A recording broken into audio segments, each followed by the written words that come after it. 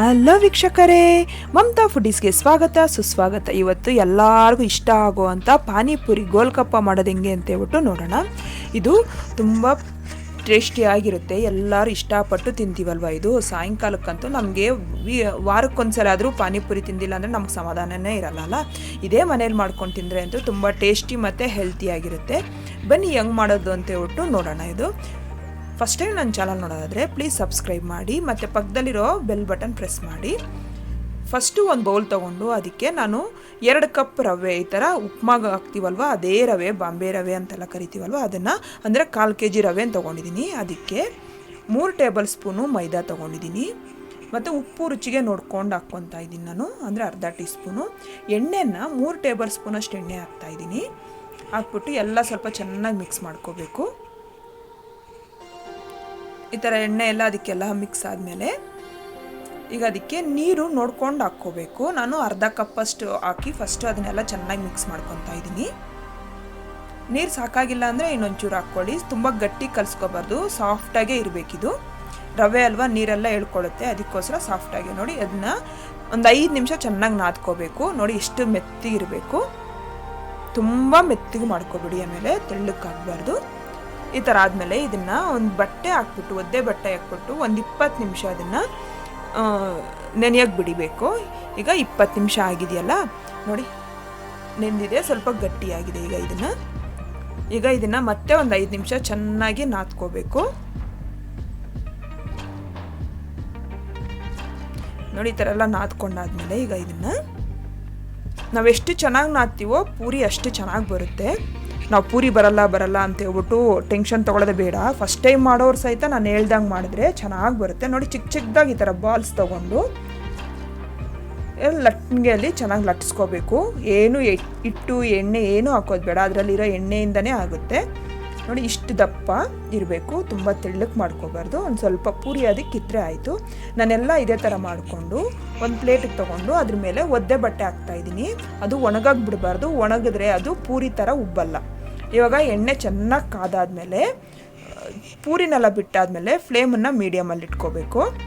ನೋಡಿ ಇದನ್ನೆಲ್ಲ ಸ್ವಲ್ಪ ಈ ಥರ ನಾವು ಕದಿಸ್ತಾ ಇರಬೇಕು. ಅದು ಚೆನ್ನಾಗಿ ಎಣ್ಣೆ ಕಾದಿದ್ರೆ ಎಣ್ಣೆಗೆ ಹಾಕಿದ ತಕ್ಷಣ ಮೇಲೆ ಬಂದ್ಬಿಡುತ್ತೆ. ಅದು ಈ ಥರ ಸ್ವಲ್ಪ ಅದ್ರ ಮೇಲೆ ಎಣ್ಣೆ ಹಾಕ್ತಾ ಇರಬೇಕು. ಎಷ್ಟು ಚೆನ್ನಾಗಿ ಉಬ್ಬುತ್ತಾ ಇದೆ ಅಂತ ಹೇಳ್ಬಿಟ್ಟು ಇಷ್ಟೇ. ಇದೀಗನ ಗೋಲ್ಡನ್ ಬ್ರೌನ್ ಬರೋವರೆಗೂ ನಾವು ಫ್ರೈ ಮಾಡ್ಕೋಬೇಕು, ಕ್ರಿಸ್ಪಿಯಾಗಿ. ನೋಡಿ 2 ಕಡೆನೂ ನಾನು ಅದೇ ಥರ ಫ್ಲಿಪ್ ಮಾಡ್ಕೊತಾ ಇದ್ದೀನಿ. ನಾನೇನು ಸೋಡಾ ಆಗಲಿ ಈಸ್ಟ್ ಆಗಲಿ ಏನೂ ಹಾಕಿಲ್ಲ, ನಮ್ಮ ಮನೆಯಲ್ಲೇ ಮಾಡ್ಕೋಬೋದು, ಹೆಲ್ತಿಯಾಗಿರುತ್ತೆ ನಮ್ಮ ಮನೆಯಲ್ಲೇ ಮಾಡಿಕೊಂಡ್ರೆ. ನೋಡಿ ಈಗ ಲೈಟ್ ಗೋಲ್ಡನ್ ಬ್ರೌನ್ ಬಂದಿದೆಯಲ್ಲ, ಲೈಟಾಗಿ ಗೋಲ್ಡನ್ ಬ್ರೌನ್ ಬಂದಾಗೆ ತೆಗೆದುಬಿಡಬೇಕು. ನೋಡಿ ಈಗ ಆಗಿದೆ, ನಾನು ಎಣ್ಣೆಯಿಂದ ತೆಗಿತಾ ಇದ್ದೀನಿ. ಇದೊಂದು ಸ್ವಲ್ಪ ಒಂದು 5 ನಿಮಿಷ ಬಿಟ್ಟರೆ ಕ್ರಿಸ್ಪಿಯಾಗಿ ಆಗುತ್ತೆ. ನೋಡಿ ಹೀಗಾಗಿದೆ, ಎಷ್ಟು ಚೆನ್ನಾಗಿ ಕ್ರಿಸ್ಪಿಯಾಗಿ ಸೌಂಡೆಲ್ಲ ಬರ್ತಾಯಿದೆ. ಇಷ್ಟೇ. ಈಗ ಇದನ್ನು ಒಂದು ಸೈಡ್ಗೆ ಇಟ್ಕೊಂಡು ನಾವು ಪಾನಿಪುರಿಗೆ ಬೇಕಾಗಿರುವಂಥ ಪಾನಿಗಳು ಹೆಂಗೆ ಮಾಡೋದು ಅಂತ ಹೇಳ್ಬಿಟ್ಟು ನೋಡೋಣ. ಈಗ ಒಂದು ಮಿಕ್ಸಿ ಜಾರ್ಗೆ ನಾನು ಒಂದು ಅರ್ಧ ಕಟ್ಟಷ್ಟು ಕೊತ್ತಂಬರಿ ತೊಗೊಂಡಿದ್ದೀನಿ. ಈಗ ಒಂದು 1/4 ಕಟ್ಟಷ್ಟು ಪುದೀನ ತೊಗೊತಾ ಇದ್ದೀನಿ. ಈಗ ಇದಕ್ಕೆ 4 ಹಸಿಮೆಣಸಿನ್ಕಾಯಿ ತೊಗೊತಾ ಇದ್ದೀನಿ. ಈಗ ಹುಣಸೆಹಣ್ಣು ನಾನು ಒಂದು ನಿಂಬೆ ಗಾತ್ರದಷ್ಟು ಹುಣಸೆಹಣ್ಣು ತೊಗೊತಾ ಇದ್ದೀನಿ. ನೀವು ಅದ್ರ ಪ್ಲೇಸಲ್ಲಿ ನಿಂಬೆಹಣ್ಣಾದರೂ ಹಾಕ್ಕೋಬೋದು. ಈಗ ಒಂದು ರೌಂಡ್ ಹಾಕ್ಕೊಂಡ್ಮೇಲೆ ಅದಕ್ಕೆ ಶುಂಠಿನ ನಾನು 1 ಇಂಚಷ್ಟು ಶುಂಠಿ ಹಾಕ್ಕೊತಾ ಇದ್ದೀನಿ. ಈಗ ಅದಕ್ಕೆ ಒಂದು ಸ್ವಲ್ಪ 2 ಟೇಬಲ್ ಸ್ಪೂನ್ ಅಷ್ಟು ನೀರು ಹಾಕ್ಬಿಟ್ಟು ಈಗ ಮತ್ತೆ ಸ್ಮೂತಾಗಿ ಎಷ್ಟು ನೈಸ್ ಆಗುತ್ತೋ ಅಷ್ಟು ನೈಸಾಗಿ ನಾವು ಪೇಸ್ಟ್ ಮಾಡ್ಕೋಬೇಕು. ಈಗ ನೋಡಿ ಇದಾಗಿದೆಯಲ್ಲ, ಈಗ ನಾನು ಒಂದು ಬೌಲ್ ತೊಗೊತಾ ಇದ್ದೀನಿ. ಈಗ ಅದಕ್ಕೆ ಜೀರಿಗೆ, ಇದು ಚಾಟ್ ಮಸಾಲ ಪೌಡರು ನಾನು ಅರ್ಧ ಟೀ ಸ್ಪೂನ್ ಅಷ್ಟು ತೊಗೊತಾ ಇದ್ದೀನಿ. ಚಾಟ್ ಮಸಾಲ ಆದರೂ ತೊಗೋಬೋದು, ಪಾನಿಪುರಿ ಪೌಡ್ರ್ ಸಿಗುತ್ತಲ್ಲ ಅದನ್ನಾದರೂ ತೊಗೋಬೋದು. ಜೀರಿಗೆ ಪುಡಿ ಅರ್ಧ ಟೀ ಸ್ಪೂನು, ಉಪ್ಪು ರುಚಿಗೆ ನೋಡ್ಕೊಂಡು ಹಾಕ್ಕೊಂಡು, ಮತ್ತು ನಾನು ಒಂದು 1/4 ಲೀಟ್ರಷ್ಟು ನೀರು ಹಾಕ್ತಾಯಿದ್ದೀನಿ. ಈ ನೀರನ್ನು ಫ್ರಿಜ್ಜಿಂದ ಇಟ್ಟಿರೋ ನೀರಾದರೆ ತುಂಬ ಚೆನ್ನಾಗಿರುತ್ತೆ. ಅಷ್ಟೇ, ರೆಡಿಯಾಗಿದೆ. ಇದನ್ನು ಟೀಕಾ ಪಾನಿ ಅಂತಾರೆ, ಅಂದರೆ ಖಾರ ಪಾನಿ ರೆಡಿಯಾಗಿದೆ. ಈಗ ನಾವು ಖಟ್ಟ ಮೀಠ ಪಾನಿ, ಅಂದರೆ ಹುಳಿ ಸಿಹಿ ಪಾನಿ ಮಾಡೋದು ಹೆಂಗೆ ಅಂತ ಹೇಳ್ಬಿಟ್ಟು ನೋಡೋಣ.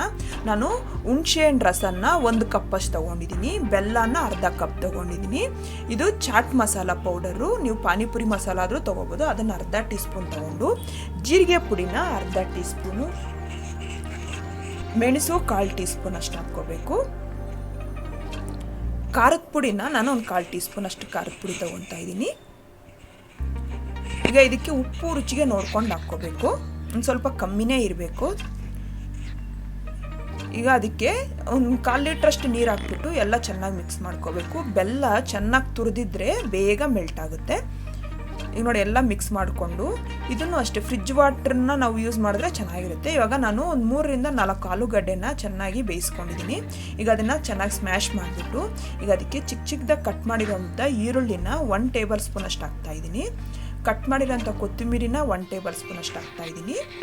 ಈಗ ಅದಕ್ಕೆ ಚಾಟ್ ಮಸಾಲ ಪೌಡ್ರನ್ನ ಅರ್ಧ ಟೀ ಸ್ಪೂನ್ ಅಷ್ಟು ಹಾಕ್ತಾಯಿದ್ದೀನಿ. ಜೀರಿಗೆ ಪುಡಿನ ಅರ್ಧ ಟೀ ಸ್ಪೂನ್ ಹಾಕ್ತಾಯಿದ್ದೀನಿ.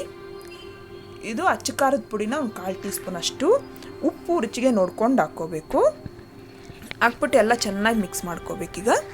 ನಾವು ಆದಷ್ಟು ಇದು ಕೈಯಲ್ಲೇ ಮಾಡ್ಕೋಬೇಕು. ಸ್ಟ್ರೀಟ್ ಸ್ಟೈಲಲ್ಲೆಲ್ಲ ಕೈಯಲ್ಲೇ ಮಾಡ್ತಾರಲ್ವ, ನಾವು ಕೈಯಲ್ಲೇ ಮಾಡ್ಕೊಂಡು ಅದು ಚೆನ್ನಾಗಿ ಮಿಕ್ಸ್ ಆಗುತ್ತೆ ಅಂತೇಳ್ಬಿಟ್ಟು ಕೈಯಲ್ಲೇ ಮಾಡೋದು. ನೋಡಿ ಈಗ ರೆಡಿಯಾಗಿದೆ, ಆಲೂಗಡ್ಡೆ ಮಸಾಲೆ ರೆಡಿಯಾಗಿದೆ. ನೋಡಿ ಈಗ ಆಲೂಗಡ್ಡೆ ಮಸಾಲೆ, ಸ್ವೀಟು ಅಂದರೆ ಟೀಕಾ ಪಾನಿ ಮತ್ತು ಖಟ್ಟಾ ಮೀಠಾ ಪಾನಿ, ಹುಳಿ ಸಿಹಿ ಪಾನಿ, ಖಾರ ಪಾನಿ ಎಲ್ಲ ರೆಡಿಯಾಗಿದೆ. ಈಗ ಅದಕ್ಕೆ ಪುರಿನ ತೊಗೊಂಡು ಪುರಿಗೆ ಒಂದು ಸ್ವಲ್ಪ ಹೋಲ್ ಮಾಡಿಬಿಟ್ಟು ನಾವು ರೆಡಿ ಮಾಡ್ಕೊಂಡಿರೋಂಥ ಆಲೂಗಡ್ಡೆ ಮಸಾಲನ್ನ ಹಾಕಿ ಈಗ ಅದಕ್ಕೆ ನಾನು ಫಸ್ಟು ಖಾರ ಪಾನಿಯಲ್ಲಿ ಅದನ್ನು ತೊಗೊತಾ ಇದ್ದೀನಿ. ಮತ್ತು ಹುಳಿ ಖಾರ ಪಾನಿ ಮಾಡ್ಕೊಂಡಿದ್ವಲ್ವ ಅದನ್ನು ತೊಗೊತಾ ಇದ್ದೀನಿ. ಎರಡಕ್ಕೂ ಅದೇ ಥರ ಮಾಡ್ಕೊತಾ ಇದ್ದೀನಿ. ಇಷ್ಟೇ ನಾವು ರೆಡಿ ಮಾಡಿಕೊಂಡು ಎಲ್ಲ ಕ್ರಿಸ್ಪಿಯಾಗಿ ಟೇಸ್ಟಿಯಾಗಿರುತ್ತೆ. ಈಗ ಅದಕ್ಕೊಂದು ಸ್ವಲ್ಪ ಈರುಳ್ಳಿ ಮತ್ತು ಕೊತ್ತಂಬರಿ ಡೆಕೋರೇಷನ್ಗೋಸ್ಕರ ಅದು ಸ್ವಲ್ಪ ಟೇಸ್ಟು ಚೆನ್ನಾಗಿರುತ್ತೆ. ಅದು ಹಾಕೋದ್ರಿಂದ ಸೇವು ಒಂದು ಸ್ವಲ್ಪ ಹಾಕ್ಕೋಬೇಕು. ಇಷ್ಟೇ ರೆಡಿಯಾಗಿದೆ. ನೀವು ಮನೇಲಿ ಟ್ರೈ ಮಾಡಿ, ಇಷ್ಟ ಆದರೆ ನೋಡಿ ಟ್ರೈ ಮಾಡಿ. ಇವಾಗ ಪಾನಿಪುರಿ ತಿಂದಾದ್ಮೇಲೆ ನಮಗೆ ಅಲ್ಲಿ ಸುಕ್ಕ ಕೊಡ್ತಾರಲ್ವಾ, ಸುಕ್ಕ ಮಾಡೋದು ಹೆಂಗೆ ಅಂತ ಹೇಳ್ಬಿಟ್ಟು ನೋಡೋಣ. ಇವಾಗ ನಾನು ಪಾನಿಪುರಿ ರೆಡಿಯಾಗಿದೆಯಲ್ಲ, ಆ ಪಾನಿಪುರಿನೆಲ್ಲ ಈ ಥರ ಹೋಲ್ ಮಾಡಿಕೊಂಡು ಅದಕ್ಕೆ ಒಂದು ಸ್ವಲ್ಪ ಆಲೂಗಡ್ಡೆ ಮಸಾಲೆ ರೆಡಿ ಮಾಡ್ಕೊಂಡಿದ್ವಲ್ಲ ಅದನ್ನೊಂಚೂರು ಹಾಕಿ ಅದ್ರ ಮೇಲೆ ಒಂದು ಸ್ವಲ್ಪ ಚಾಟ್ ಮಸಾಲ ಪೌಡ್ರನ್ನ ಒಂದು ಸ್ವಲ್ಪ ಸ್ಪ್ರಿಂಕಲ್ ಮಾಡಿ, ಜೀರಿಗೆ ಪುಡಿನ ಒಂದು ಸ್ವಲ್ಪ ಸ್ಪ್ರಿಂಕಲ್ ಮಾಡ್ಕೋಬೇಕು. ಮತ್ತು ಅದಕ್ಕೆ ಒಂದು ಸ್ವಲ್ಪ ಅಚ್ಚ ಖಾರದ ಪುಡಿನ ಒಂದು ಸ್ವಲ್ಪ ಖಾರಗೋಸ್ಕರ ಸ್ವಲ್ಪ ಸ್ಪ್ರಿಂಕಲ್ ಮಾಡ್ಕೋಬೇಕು. ಮತ್ತು ಅದ್ರ ಮೇಲೆ ಒಂದು ಸ್ವಲ್ಪ ಈರುಳ್ಳಿನ ಹಾಕ್ಕೋಬೇಕು.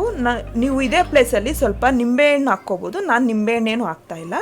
ಅಷ್ಟೇ ಕೊತ್ತಂಬರಿ ಸೊಪ್ಪು ಸ್ವಲ್ಪ ಹಾಕ್ಬಿಟ್ಟು ಸೇವ್ ಸ್ವಲ್ಪ ಹಾಕಿದ್ರೆ ಆಯಿತು. ಸ್ವಲ್ಪ ಗರಿಗರಿಯಾಗಿರೋ ಸುಕ್ಕ ರೆಡಿ ಆಗುತ್ತೆ. ಇಷ್ಟೇ. ನೀವು ಮನೇಲಿ ಟ್ರೈ ಮಾಡಿ. ಇಷ್ಟ ಆದರೆ ಲೈಕ್ ಮಾಡಿ, ಶೇರ್ ಮಾಡಿ, ಹೆಂಗೆ ಬಂದಿದೆ ಅಂತೇಳ್ಬಿಟ್ಟು ಕಾಮೆಂಟ್ ಬಾಕ್ಸಲ್ಲಿ ಬರೆದು ತಿಳಿಸಿ. ನನ್ನ ಚಾನಲ್ಗೆ ಸಬ್ಸ್ಕ್ರೈಬ್ ಮಾಡೋದು ಮಾತ್ರ ಮರಿಬೇಡಿ. Thank you.